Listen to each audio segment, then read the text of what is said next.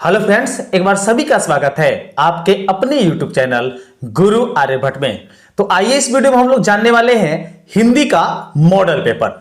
और इस model paper में हम आपके लिए पूरे 100 के 100 क्वेश्चनों का स्पेशल और सटीक जवाब लेके उपस्थित हैं। क्या आप इस पूरे मॉडल पेपर में 50 क्वेश्चनों का जवाब दे पाएंगे? अगर आप 50 क्वेश्चनों का जवाब दे पाते हैं तो आपका तैयारी जो है वो काफी ज्यादा अच्छा हो चुका है। लेकिन 50 का जवाब नहीं देखते हैं तो आप वीडियो को अंत तक देखें, क्योंकि इसमें से लगभग आप मान जाइए कि 40% आपके एग्जामिनेशन में क्वेश्चन हूबहू एकदम होने वाले हैं। तो वीडियो को अंत तक देखें ताकि प्रत्येक क्वेश्चन का विश्लेषण और आसानी से उसकी व्याख्या को समझ पाएं। तो देखते हैं कि क्या आप 50 क्वेश्चनों का जवाब दे पाते हैं या नहीं दे पाते हैं। आइए आज का काउंटडाउन शुरू करते हैं आज के पहले क्वेश्चन से। पहला क्वेश्चन है कि भीमराव अंबेडकर के विख्यात भाषण एनिहिलेशन ऑफ कास्ट का हिंदी रूपांतरण किसने किया? भीमराव अंबेडकर के द्वारा जो विख्यात भाषण था उसका हिंदी रूपांतरण किसके द्वारा किया गया था? जबकि 4 ऑप्शन आपके सामने हैं। पहला ऑप्शन है ददई सिंह यादव, बी है ललई सिंह यादव, और सी है रूपक सिंह यादव, और डी है ललन सिंह यादव। तो पहले क्वेश्चन का जवाब आपके दिमाग में क्या चल रहा है, आप देने का प्रयास करें। और अगर आप 50 क्वेश्चन पूरे बना पाते हैं तो हम समझेंगे कि आप आसानी से तैयारी कर चुके हैं, लेकिन नहीं तो वीडियो को अंत तक देखें। पहला क्वेश्चन का जवाब आपका हो जाएगा ललन सिंह यादव। भीमराव अंबेडकर के जो हिंदी भाषण था, इंग्लिश भाषण था, उसके हिंदी रूपांतरण करने का श्रेय जाता है किसे? ललन सिंह यादव को। पहले क्वेश्चन में बढ़ेंगे ऑप्शन नंबर डी के साथ। आज पूरे 100 क्वेश्चन करने वाले हैं, इसलिए वीडियो को अंत तक देखें। सेकंड क्वेश्चन आइए देखते हैं। सेकंड क्वेश्चन है कि नलिन बिलोचन शर्मा का जन्म कब हुआ था? ऑप्शन दिए गए 18 फरवरी 1916 ईस्वी, 14 जनवरी 1916 ईस्वी, 3 जनवरी 1916 ईस्वी और 12 जनवरी 1916 ईस्वी। 1916 दिया होता तो आप तो पकड़ लेते, लेकिन यहां पर डेट भी मैंने डाल दिया है ताकि आप थोड़ा सा कंफ्यूज करें और अपनी तैयारी अच्छे कर सकें। तो इस सेकंड का राइट आंसर होगा 18 फरवरी 1916 ईस्वी। बढ़ेंगे सेकंड क्वेश्चन में ऑप्शन नंबर ए के साथ। ललिन बिलोचन शर्मा जी का जन्मदिन था 18 फरवरी 1916 ईस्वी को। चलिए तीसरा का जवाब हमें पता है, सबको ही देंगे। सेन साहब की कितनी लड़कियां हैं? सेन साहब जो एक विख्यात कह सकते हैं कवि के रूप में जाने जाते हैं, लेखक के रूप में जाने जाते हैं, उनके लड़कियों की संख्या कितनी है जो पात्र के रूप में परिभाषित है? तो सेन साहब की लड़कियों की संख्या जो है 5 है। ऑप्शन डी के साथ बढ़ेंगे आगे, क्योंकि सेन साहब की लड़कियों की संख्या जो है वो 5 है।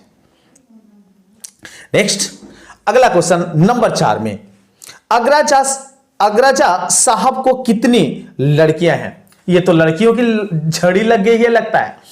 अग्रजा साहब की कितनी लड़कियां हैं? तो सेन साहब की 5 लड़कियां, तो अग्रजा साहब की कितनी लड़कियां? अग्रजा साहब की जो लड़कियां हैं, कितनी लड़कियां हैं? तो वो आपका ये चारों के चारों ऑप्शन गलत दिए हुए हैं। इसका डी ऑप्शन आज जो दिया हुआ है ये थोड़ा सा सही है, अर्थात इसका राइट आंसर होगा ऑप्शन नंबर 3। अग्रजा साहब की कितनी लड़कियां हैं? तो 3 लड़कियां हैं। ऑप्शन डी यहां सही होता, लेकिन ऑप्शन डी में आज दे दिया है, 3 देना चाहिए था। 5वां देखते हैं, मदन किसका बेटा है? ये आपको पठित किताब के अनुसार आपको बताना है। आप अपने पठित किताब के पाठों के अनुसार बताइए कि मदन किसका बेटा है। तो मदन के पिताजी का नाम याद रखें कि मदन के पिताजी का जो नाम है वो गिरधर लाल का है। Option D is a right answer. चलिए बढ़ते हैं छठे क्वेश्चन की ओर। छठे का जवाब देने का प्रयास करेंगे आप सभी लोग। क्या अभी तक कितने क्वेश्चन सही किए आप काउंट करते जाएंगे। 50 का टारगेट आज हम आपको दिए हैं। छठा क्वेश्चन है, महारानी विक्टोरिया के द्वारा किसे नाइट का उपाधि प्रदान की गई थी? मतलब किस व्यक्ति को नाइट की उपाधि दी गई थी, वो भी महारानी विक्टोरिया के द्वारा। इस छठे में आपको यह बताना है। तो छठे का राइट आंसर होगा option number B, Max Muller को, अर्थात ऑप्शन बी के साथ। यहां एकदम झकास तरीके से बढ़ेंगे आगे। नेक्स्ट 7वां क्वेश्चन, ऑप्शन थोड़ी देर में। क्वेश्चन है कि हिंदी कविता में प्रपदवाद के प्रवर्तक कौन है? हिंदी कविता में प्रपदवाद के प्रवर्तक कौन है, आपको इस क्वेश्चन में यह बताना है। चलिए ऑप्शन आपको इस क्रम में दिख जाएंगे। ऑप्शन देखिए चारों आपके आ चुके हैं स्क्रीन पर।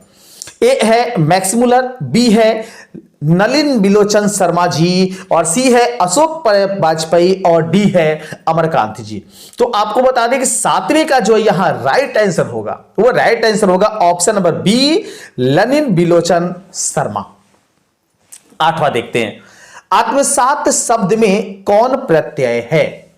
अगर आपको लगता होगा ये संस्कृत का क्वेश्चन है तो आप गलत हैं, आपके हिंदी का क्वेश्चन है। ध्यान दीजिएगा, आपको इस आठवें में बताना है कि आत्मसात के शब्द में प्रत्यय कौन है। तो सभी को पता है प्रत्यय किसे बोलते हैं, ऐसा शब्दांश जो शब्द के बाद लग के शब्द के अर्थ में परिवर्तन करता है उसे प्रत्यय कहते हैं। तो यहां पर ऑप्शन है सात, तमसात, त या अ। इसमें आपको बताना है कि आत्मसात शब्द में प्रत्यय कौन सा है। तो आठवें का जो आपका राइट आंसर होगा वो जगह ऑप्शन नंबर ए, सात। आत्म जो है इसमें जुड़ा हुआ है सात, इसलिए ऑप्शन ए के साथ यहां बढ़ेंगे आगे। चलिए आते हैं आज के 9वें क्वेश्चन को देखते हैं। विचार और वितर्क किस लेखक की रचना है? विचार और वितर्क जो है वो किस लेखक के द्वारा लिखा गया है? ऑप्शन दिए गए हैं हजारी प्रसाद द्विवेदी, महात्मा गांधी, गुणाकर मुले या यतीन्द्र मिश्र। तो अगर आप पाठ के सभी लेखक का नाम या कवि का नाम याद रख लेते हैं तो कह सकते हैं कि आप 10 से 20 क्वेश्चन एकदम मेरी गारंटी है आप एग्जामिनेशन में सही करके आएंगे। और अभी तक अगर याद नहीं किया है तो एकदम इसे याद कीजिए, आज जाके घर पर इसे याद कर लीजिए। आइए इसका राइट आंसर बताते हैं। विचार और तर्क के लेखक का जो नाम है वो लेखक का नाम है हजारी प्रसाद द्विवेदी। ऑप्शन ए के साथ चलेंगे आगे। 10वां देखते हैं, 10वें क्वेश्चन का राइट आंसर कौन सा होगा? आइए समझने का प्रयास करते हैं। प्रश्न है, नाखून बार बार काटते रहना और अलंकृत करते रहना निरूपित करता है। अगर आप बार बार अपना नाखून काटते रहते हैं और अपने आप को अलंकृत करते रहते हैं अर्थात सुंदरता के रूप में आप सजाते रहते हैं तो आप कौन सी क्रिया के चेतना के उदाहरण बन चुके हैं? ऑप्शन है सौंदर्य बोध एवं सांस्कृतिक चेतना का, सुंदरता बढ़ाने का, अच्छे व्यवहार का, सुंदरता और स्वास्थ्य पर ध्यान देने का। ये 4 ऑप्शन दिए गए हैं और चारों ऑप्शन थोड़ा सा आपके दिमाग को हलचल बना देगा, लेकिन अगर थोड़ा सा ध्यान से क्वेश्चन को पढ़िएगा तो आपको 10वां का आंसर मिलेगा। देखिए, नाखून बार बार काटते रहना ये तो ऐसे सौंदर्य बोधक और सुंदरता का निशानी है। ए और डी में हमें यहां ज्यादा बेहतर लग रहा है, लेकिन बीच वाला जो आगे का लाइन है अलंकृत करते रहना मतलब अपने आप को सुंदर बनाए रखने की प्रवृत्ति रखना, तो ये अपने स्वास्थ्य पर भी ध्यान देने के ही बराबर है।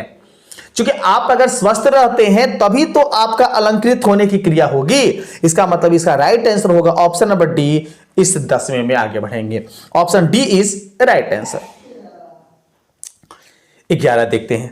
11 है, घृणा शब्द का विलोम है। घृणा जो शब्द है इसका विलोम अर्थात उल्टा बताना है। ऑप्शन है नफरत, प्रेम, सहयोग, सत्कार। तो आपको यह अगर पता चल जाए कि घृणा मतलब क्या होता है।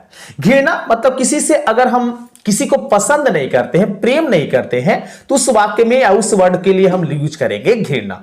मतलब कह सकते हैं कि उससे हमें दुश्मनी जैसी हो गई है घृणा। तो घृणा का उल्टा सही होगा प्रेम, अर्थात ऑप्शन बी के साथ यहां आगे बढ़ेंगे, अर्थात 11 का राइट आंसर बी होगा। 12 देखते हैं। हवा शब्द का लिंग निर्णय करें। मतलब हवा बताना है कि कौन सी स्त्रीलिंग है, मतलब स्त्रीलिंग है, पुल्लिंग है, उभयलिंग है। तो इस वाक्य का तो आप मजाकिया तौर पर जरूर सुने होंगे। हवा न तो स्त्रीलिंग है न पुल्लिंग है, हवा बह है। लेकिन यहां पर यह चाह बात नहीं चलने वाला है। 12 का आपका राइट आंसर बताना है कि हवा शब्द कौन सा लिंग है। तो हवा जो है एक स्त्रीलिंग शब्द है। ऑप्शन ए के साथ यहां आगे बढ़ेंगे। याद रखेंगे, हवा बहती है, यह वाक्य होना चाहिए। आ जाते हैं 13 नंबर में। 13 है, कुल 4 आदमी हैं। रेखांकित शब्द में कौन सा पदबंध है? आपको रेखांकित जो इसमें दिया गया है उसमें कौन सा पदबंध है, मतलब कुल 4 आपके सामने जो शब्द है इसको बताना है कि कौन सा पदबंध है। तो 13 में हम आपको बता दें, ये विशेषण बताता आदमी की, अर्थात उसकी संज्ञा, अर्थात कह सकते हैं उसकी संख्या बता रहा है, इसलिए हम कहेंगे यहां पर विशेषण प्रतिबंध है। ऑप्शन बी के साथ यहां चलेंगे आगे। 14 देखते हैं। उसने अपने पुत्र मित्र को पुस्तकालय खरीदा। यह वाक्य देखिए, उसने अपने मित्र का पुस्तकालय खरीदा। वाक्य है मिश्र वाक्य, सरल वाक्य, संयुक्त वाक्य, इनमें से कोई नहीं। तो हम आपको बता दें कि 14 जो होगा इसमें उसने अपने मित्र का पुस्तकालय खरीदा, ये एक प्रकार का सरल वाक्य है। इसमें कहीं भी कोई संयुक्त वाक्य का मेल मिलाप नहीं होता है, इसलिए इसका राइट आंसर हो जाएगा ऑप्शन नंबर बी, सरल वाक्य। चलिए बढ़ेंगे अगले क्वेश्चन की ओर। अगला क्वेश्चन आपकी स्क्रीन पर आ चुका है 15 नंबर में। आपको बताना है कि नक्षत्र लोक किस लेखक की कृति है। नक्षत्र लोक की कृति बताना है, अर्थात किस लेखक के द्वारा यह लिखा गया है। आपको इस प्रश्न में जवाब देना है इस 15 के तहत। तो 15 में हम आपको बता दें, इसके द्वारा मतलब नक्षत्र लोक लिखा गया है गुणाकर मूले के द्वारा, मतलब ऑप्शन बी के साथ हम यहां आगे बढ़ेंगे इस 15 नंबर के साथ। चलिए नेक्स्ट क्वेश्चन देखते हैं। अगले क्वेश्चन में आते हैं, देखते हैं 16 नंबर में क्या होता है। जिसकी उपमा दी जाए के लिए एक शब्द बताइए, मतलब जिसकी उपमा दी जाए उसके लिए शब्द बताना है एक।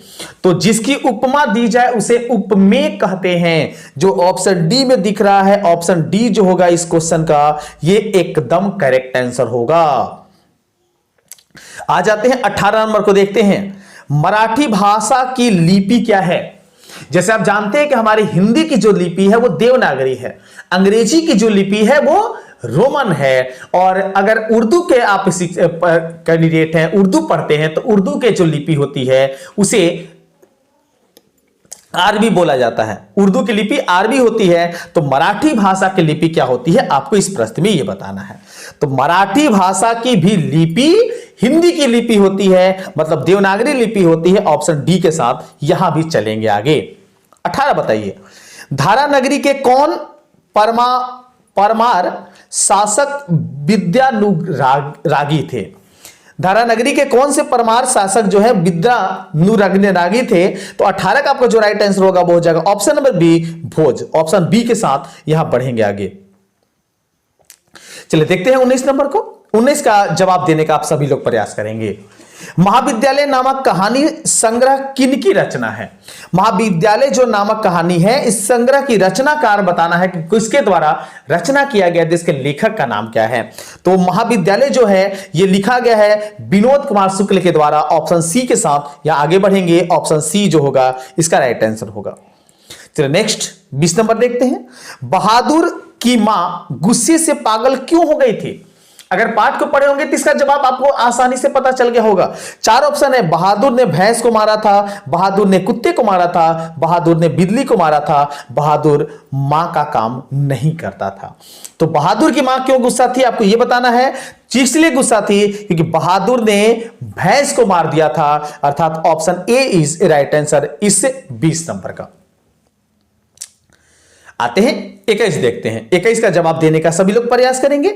कौन सा इसका राइट आंसर होगा। किसने सोवियत संघ पर आक्रमण किया।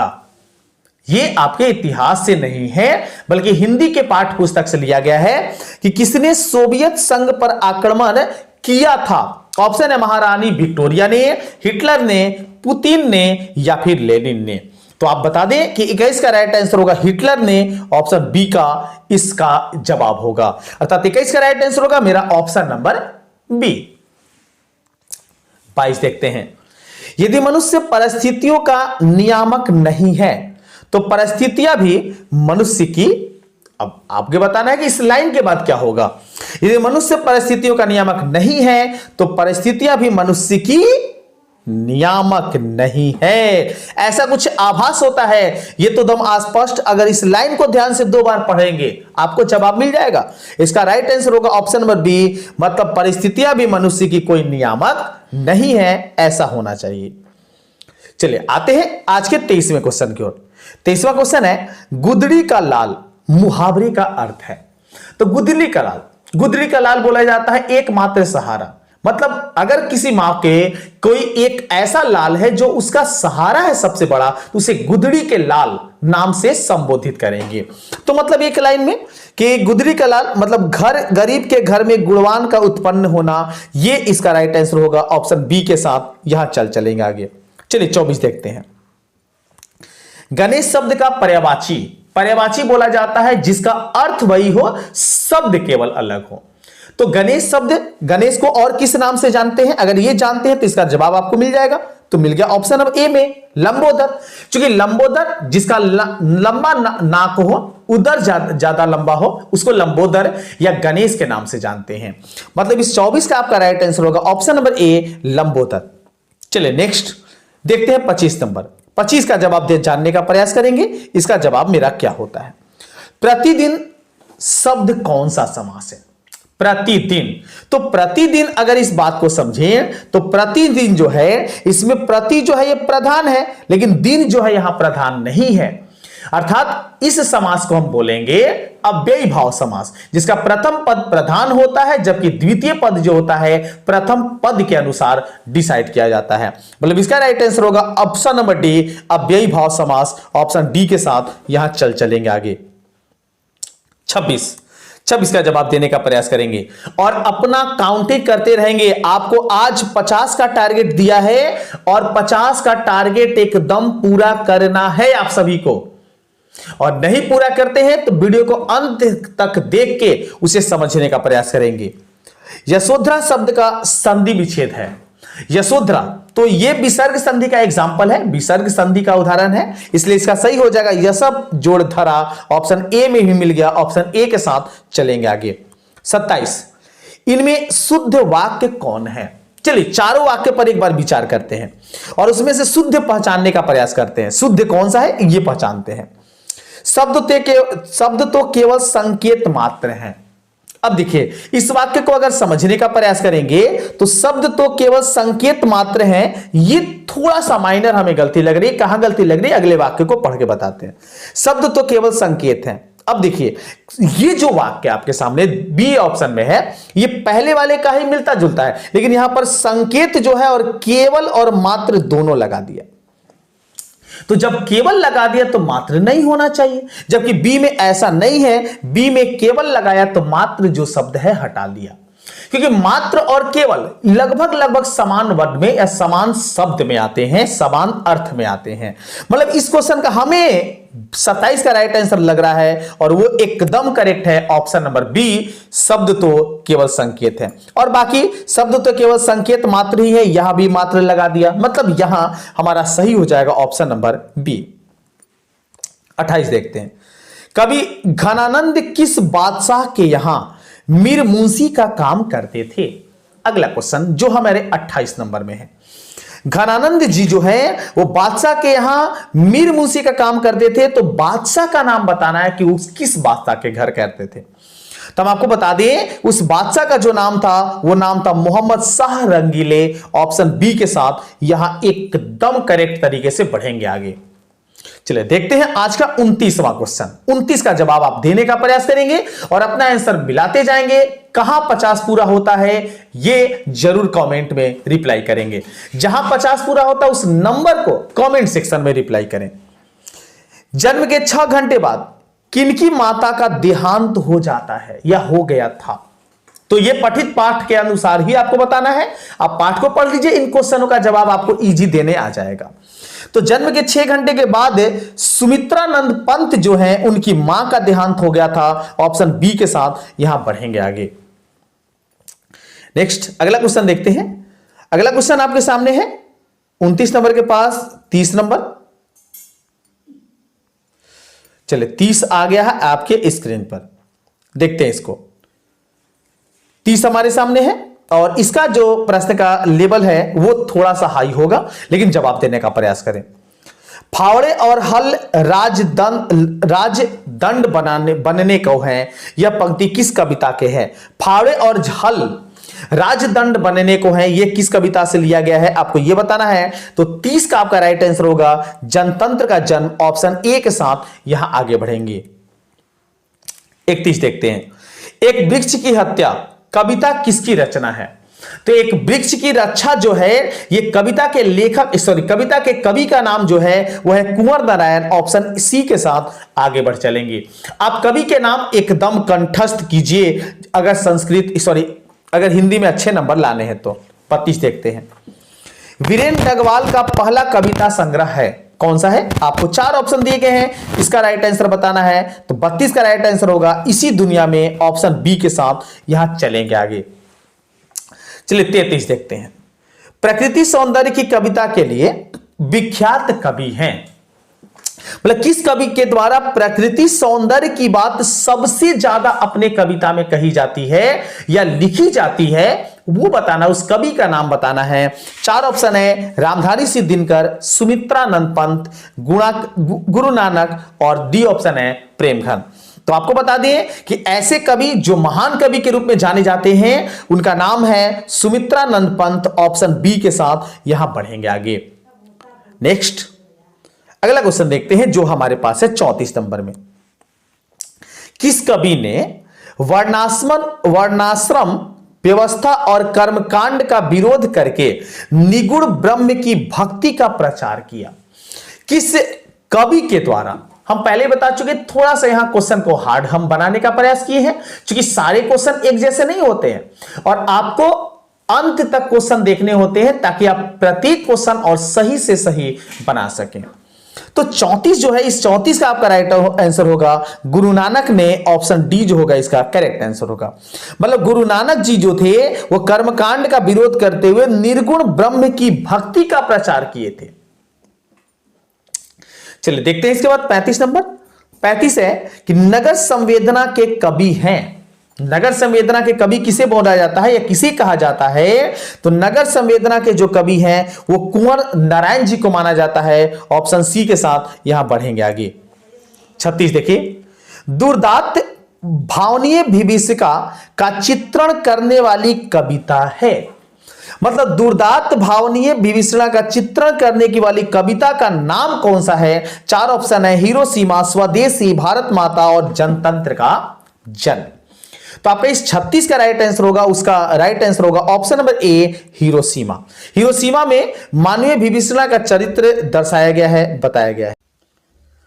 आइए इसके बाद 37 नंबर देखते हैं और 37 क्वेश्चन है कि गुरु नानक के पद हैं। गुरु नानक के पद कैसे हैं?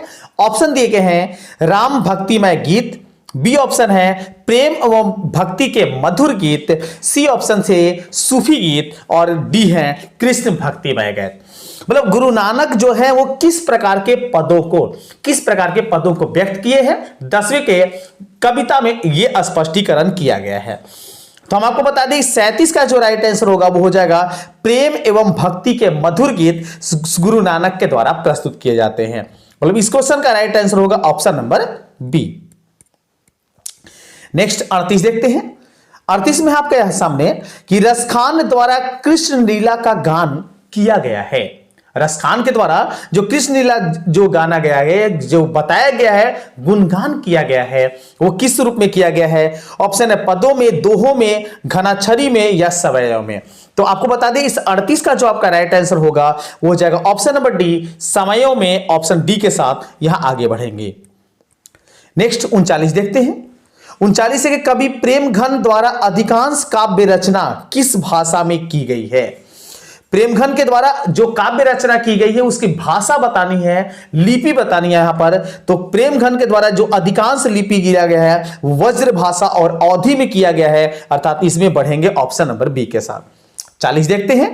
स्वर्ण किरण किस कवि की रचना है? यह भी अच्छा क्वेश्चन है और आपको पता चल गया होगा कि स्वर्ण किरण जो है वो रचना किया गया है मुख्य रूप से सुमित्रानंद पंत जी के द्वारा, ऑप्शन सी के साथ यहां बढ़ेंगे आगे। ऑप्शन सी जो होगा इसका एकदम राइट आंसर होगा। नेक्स्ट बढ़ेंगे अगले क्वेश्चन को। अगले क्वेश्चन में हम आते हैं 41 नंबर को। 41 नंबर देखते हैं कि आत्मजयी नामक पदबंध काव्य किस कवि द्वारा लिखा गया है? तो आत्मजयी जो है वो लिखने का श्रेय जाता है और लिखने का श्रेय जाता है कुंवर नारायण जी का, ऑप्शन सी के साथ यहां बढ़ेंगे आगे। आप मिलाते रहेंगे कि आपके 50 क्वेश्चनों का टारगेट कब पूरा हुआ। जिस टाइम पूरा होगा आप वीडियो छोड़ सकते हैं, मन करे तो पूरा भी देख सकते हैं। 42 देखते हैं। 42 है कि आधुनिक साहित्य में एक प्रमुख प्रतिभा थे। आधुनिक साहित्य में किसी एक प्रमुख प्रतिभा के रूप में अर्थात उज्जवल भविष्य बनाने के क्षेत्र में माना गया है। ऑप्शन 4 आपके सामने है, इसमें ऑप्शन बताने का प्रयास कीजिए। तो 42 का आपका राइट आंसर होगा सही वात्स्यायन अज्ञेय, ऑप्शन ए के साथ यहां चलेंगे आगे। नेक्स्ट 43 देखते हैं। किसने जिंदगी में पहली बार अस्पताल का विरोध नहीं किया? किसने जिंदगी में पहली बार भी अस्पताल का विरोध नहीं किया? क्योंकि उनका मानना था कि अस्पताल जो है वहां पर भगवान के रूप में डॉक्टर जो है वो इलाज करते हैं। यह किसका मानना था? 43 में बताना है। तो 43 में राइट आंसर होगा Kusum, option B is a right answer. 44 देखते हैं। मां रात में कितने बजे हॉस्पिटल से लौटकर घर आई? कहानी के वाक्यांश के आधार पर आपको बताना है। तो मां जो है रात में जो वापस आई थी, उस वापस आने का लगभग टाइमिंग था 11:15 बजे, ऑप्शन ए यहां इसका राइट आंसर होगा। 45 देख लेते हैं। गांव में जुआरी किस्म का व्यक्ति कौन था? यह भी अच्छा क्वेश्चन है और इसका जवाब आपको पता चल गया होगा। पगम्मा का बेटा, पगम्मा का पति, रगप्पा और रगप्पा का भाई। गांव में जुआरी किस्म का कौन सा व्यक्ति था? तो उस व्यक्ति का नाम था रगप्पा, ऑप्शन सी जो होगा इसका करेक्ट आंसर होगा। चलिए बढ़ते हैं आज के 46 नंबर की ओर। 46 देखिए। सातकोड़ी होता किस भाषा के प्रमुख कथाकार हैं? सातकोड़ी होता जो है वो कथाकार किस भाषा के हैं, आपको ये इस क्वेश्चन में बताना है। तो 46 जो होगा इसका राइट आंसर होगा उड़िया का, ऑप्शन बी के साथ यहां एकदम करेक्ट तरीके से बढ़ेंगे आगे। चलिए आगे देखते हैं आज का 47 नंबर क्वेश्चन। 47 स्क्रीन पर आ चुका है। आपको बताना है कि देवी नदी बांध नीचे किसका घर था? देवी नदी बांध के नीचे किसका घर था? इस पाठ्य पुस्तक के आधार पर आपको इस क्वेश्चन का आंसर देना है।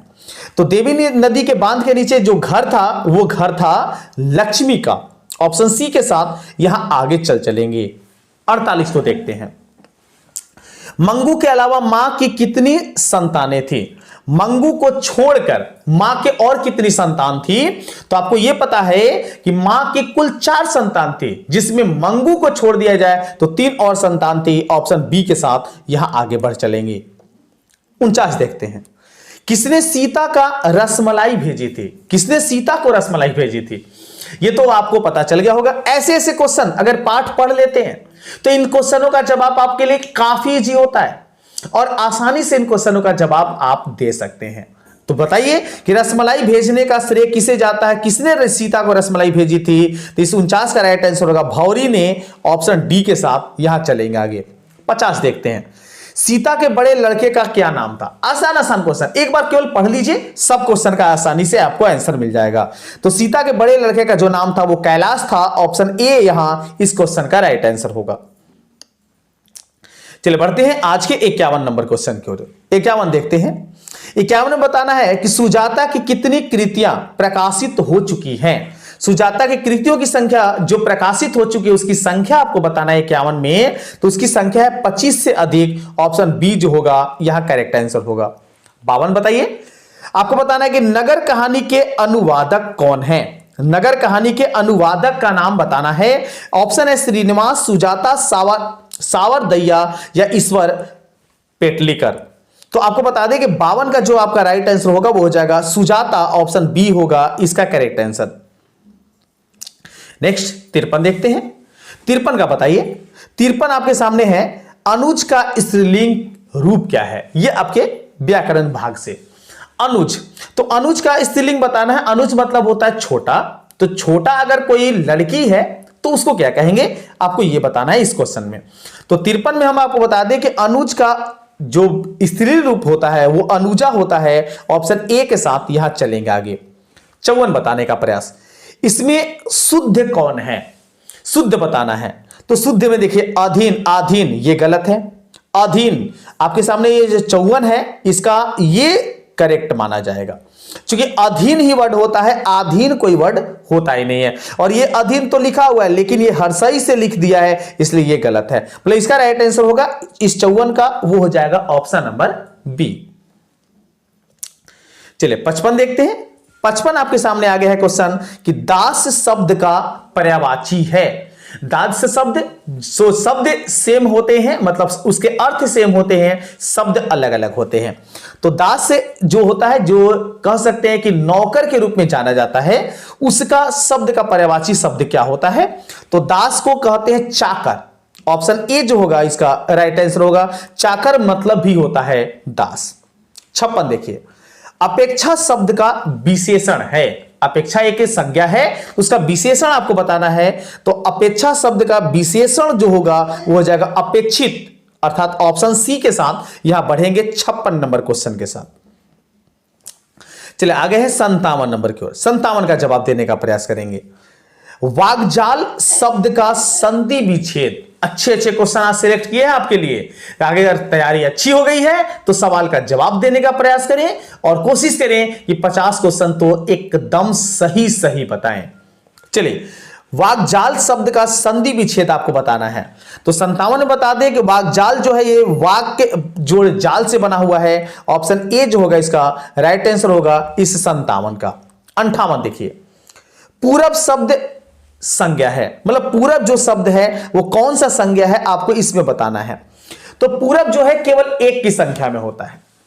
पूरब जो होता है इसकी संख्या तो अनेक होती नहीं है, मतलब किसी एक व्यक्ति का बोध कराता है, एक भाग का बोध कराता है, इसलिए हम कहेंगे ये व्यक्तिवाचक संज्ञा है। ऑप्शन ए जो होगा इसका राइट आंसर होगा।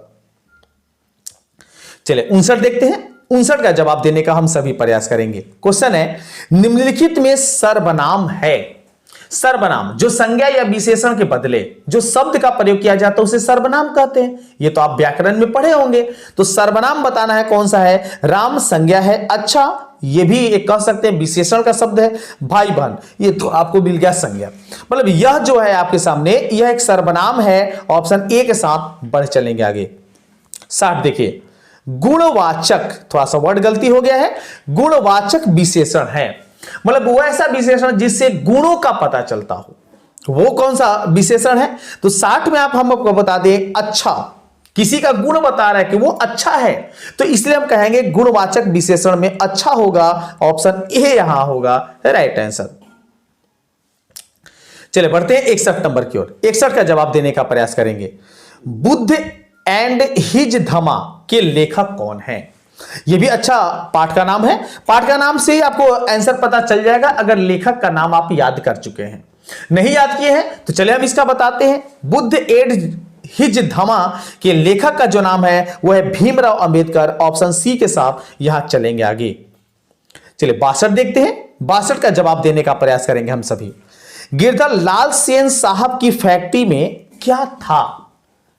गिरधर लाल सेन साहब की जो फैक्ट्री थी उसमें क्या था? ऑप्शन है ड्राइवर, किरानी, नौकर या चौकीदार। तो 62 का आपका राइट आंसर दे दें ऑप्शन नंबर सी किरानी। ऑप्शन सी के साथ यहां चलेंगे आगे। 63 देखिए। 63 में आपको बताना है कि मनुष्य की पशुता को जितनी बार भी काट दो वह मरता नहीं जानती। मनुष्य की पशुता जितनी बार भी काट दो वो मरता नहीं जानती। यह पंक्ति किस से शीर्षक क्या लिया गया है? ये पाठ से किस पाठ से लिया गया है आपको यह बताना है। ऑप्शन है 20 के दांत, बहादुर, नाखून क्यों बढ़ते हैं, और डी ऑप्शन है मछली। तो 63 का आपका जो राइट आंसर होगा वो हो जाएगा ऑप्शन नंबर सी, नाखून क्यों बढ़ते हैं, अर्थात इसका राइट आंसर होगा ऑप्शन नंबर सी। चलिए बढ़ेंगे अगले क्वेश्चन की ओर। अगला क्वेश्चन आपके सामने आ गया है जो आ जाएगा आज के 64 नंबर में। चलिए 64 का जवाब देने का प्रयास।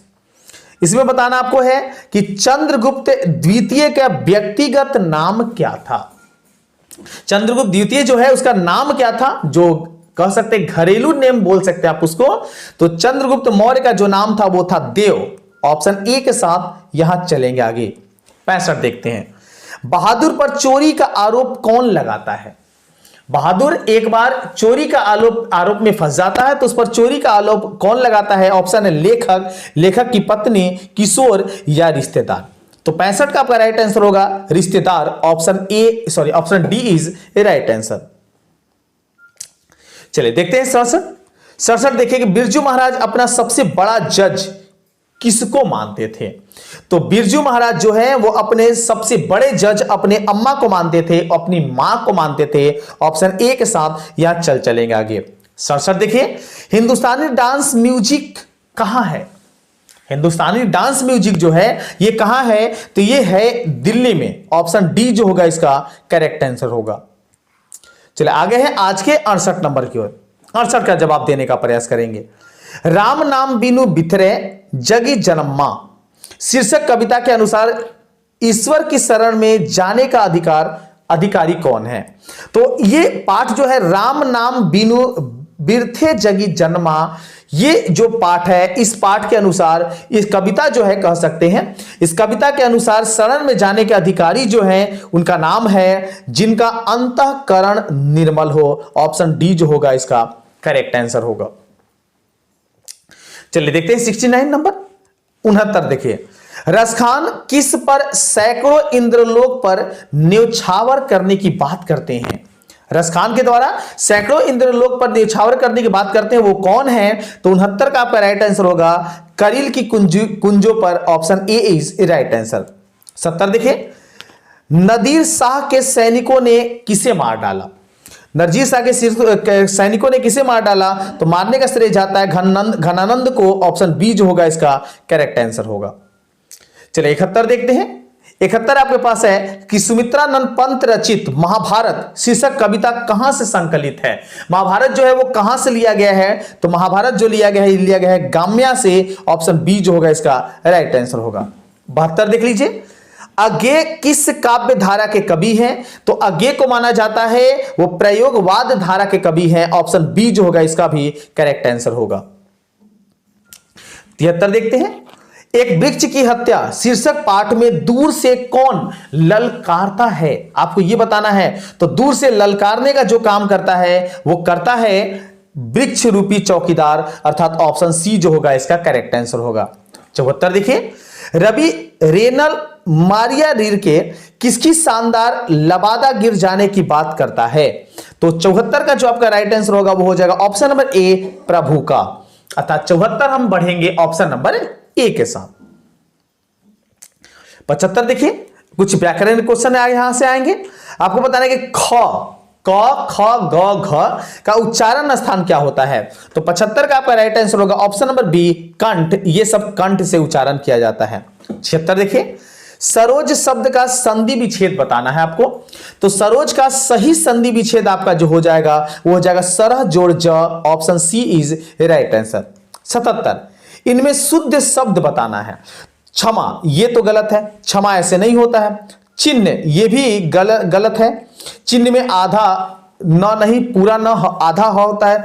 छत्र ये भी गलती है। मतलब यहां गणित जो दिख रहा है ये गणित का तो आप सब लोग ज्ञाता है, तो गणित जो दिया है ये सही है। मतलब 77 का राइट आंसर होगा ऑप्शन नंबर डी। चलिए 78 देखते हैं, सिंधु शब्द कौन सा संज्ञा है? सिंधु जो है एक कह सकते हैं नदी का नाम है, और नदी का नाम जो होता है वो एक होता है। नदी के नाम अनेक तो नहीं होते, और लोगों के तो होते नहीं है। मतलब 78 का राइट आंसर होगा ऑप्शन नंबर ए व्यक्तिवाचक संज्ञा।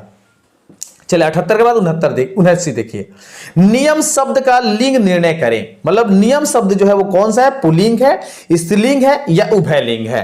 तो 79 नंबर का क्वेश्चन होगा नियम जो है पुल्लिंग है। मतलब यहां भी बढ़ेंगे ऑप्शन नंबर ए के साथ। चलिए आज का 80 नंबर क्वेश्चन देखिए, सभापति का स्त्रीलिंग रूप क्या है? तो सभापति जो है इसका स्त्रीलिंग जो रूप होता है वो होता है सभानेत्री, अर्थात ऑप्शन बी के साथ यहां चलेंगे आगे। तो option B is right answer.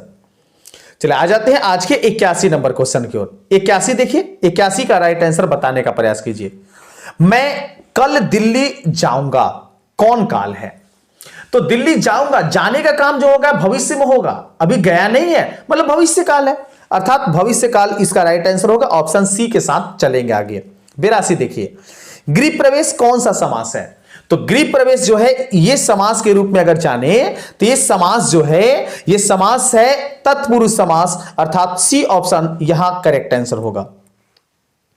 83 देखिए, सुख शब्द का पर्यायवाची, सुख जो कह सकते हैं कि आपके पास धन दौलत की जब स्थितियां ज्यादा आ जाती है तो सुख कहते हैं। तो सुख का जो पर्यायवाची शब्द होगा वो पर्यायवाची शब्द होगा प्रसन्नता। मतलब option B is right answer.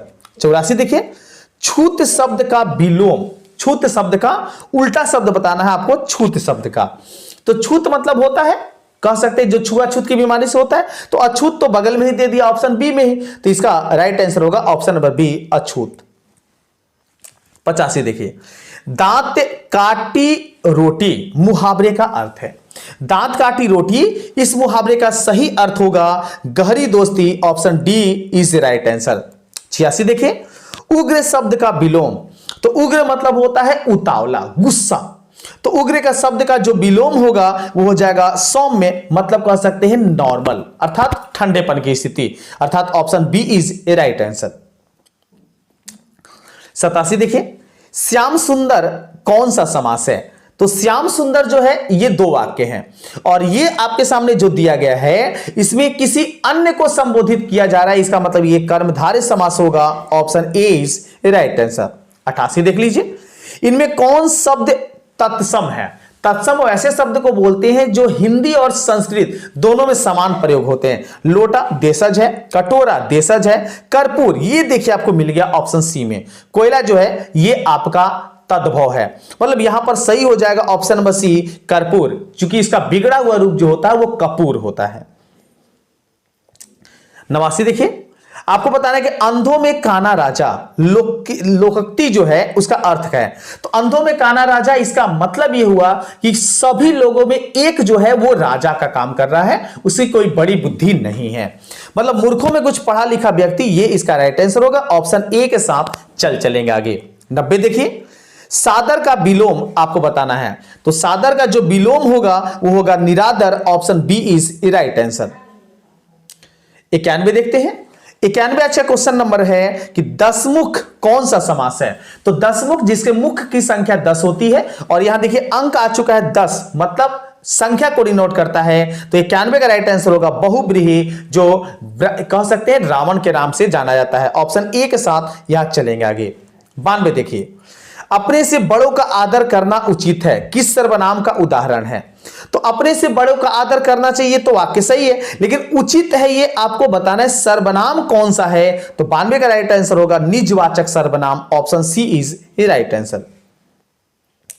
93 देखते हैं, 93 का हमारा क्या आंसर होता है ये पहचानते हैं। परीक्षा शब्द का लिंग निर्णय करें। परीक्षा जो शब्द है वो स्त्रीलिंग है, पुल्लिंग है या उभयलिंग है? तो परीक्षा जो शब्द है जो आप देने वाले हैं वो एक प्रकार का स्त्रीलिंग है, option A is right answer. काफी ज्यादा परेशान कर सकती है। 94, उदय का संधि विच्छेद बताइए। तो उदय का सही संधि विच्छेद जो होगा वो जगह उत जोड़ अय, ऑप्शन डी में दिया हुआ है, option D is right answer 94 का। 95 देखते हैं, निवास शब्द में उपसर्ग है। तो निवास शब्द में जो उपसर्ग है वो होगा नी, क्योंकि वास में लगा हुआ है नी, इसलिए इसका राइट आंसर होगा ऑप्शन नंबर ए 95 का। चलिए आज बढ़ते चलते हैं 96 नंबर की ओर। धरती कब तक घूमेगी शीर्षक पाठ में सवाल किस चीज का है? धरती कब तक घूमेगी आपको यह बताना है शीर्षक के आधार पर, तो 96 का आपका राइट आंसर होगा रोटी का, ऑप्शन सी जो होगा करेक्ट आंसर होगा। 97 देखिए, वल्ली अमाल ने बेटी का ठीक होने के लिए किस मंदिर में मन्नत मांगी थी? वल्ली जो है अमाल की बेटी को ठीक होने के लिए किस मंदिर में मन्नत मांगे थे? तो उस मंदिर का नाम था वैदेश्वर, ऑप्शन बी जो होगा इसका एकदम करेक्ट आंसर होगा। चलिए देखते हैं आज का 98 नंबर क्वेश्चन। कटक शहर को बाढ़ से बचाने के लिए किसने पत्थर का बांध बनवाया था? यह बताना है। कटक शहर को बाढ़ से बचाने के लिए यह काम किया था कि पत्थर से बांध बनवाया था। ऑप्शन चलिए हम आपको आगे देते हैं। ऑप्शन देखिए आपके सामने आ गया है इस तरीके से। ऑप्शन है ययाति ने, भीम ने, और उसके बाद आपको बताना है इस क्वेश्चन में महाराज ययाति केसरी ने या महाराज चंद्रसेन ने। तो हम आपको बता दें कि 98 का जो राइट आंसर होगा वो हो जाएगा ऑप्शन नंबर सी महाराज ययाति केसरी ने। चलिए 99 का आंसर देंगे। नगर शीर्षक पाठ में अमलराज को कितने नंबर का कमरा दिखलाने के लिए कहा गया था? यह पाठ पुस्तक से लिया गया है। इसका आंसर हम बता देते हैं। 99 का आपका राइट आंसर होगा 48 नंबर का, option C is right answer. चलिए 100 आज का अंतिम क्वेश्चन। उम्मीद करते हैं वीडियो काफी ज्यादा पसंद आया होगा। अगर पसंद आया तो इस वीडियो को अधिक से अधिक दोस्तों में शेयर करें, और मेरे चैनल पर अगर नए हैं तो प्लीज चैनल को जरूर सब्सक्राइब कर लें। क्वेश्चन है मगम्मा का बहू का नाम क्या था? तो मगम्मा के बहू का जो नाम था वो नजम्मा था। ऑप्शन ए इस सभी क्वेश्चन का राइट आंसर होगा। तो मिलते हैं अगले कुछ और नए टॉपिक के साथ कुछ नए वीडियो में। तब तक सभी को वंदे मातरम।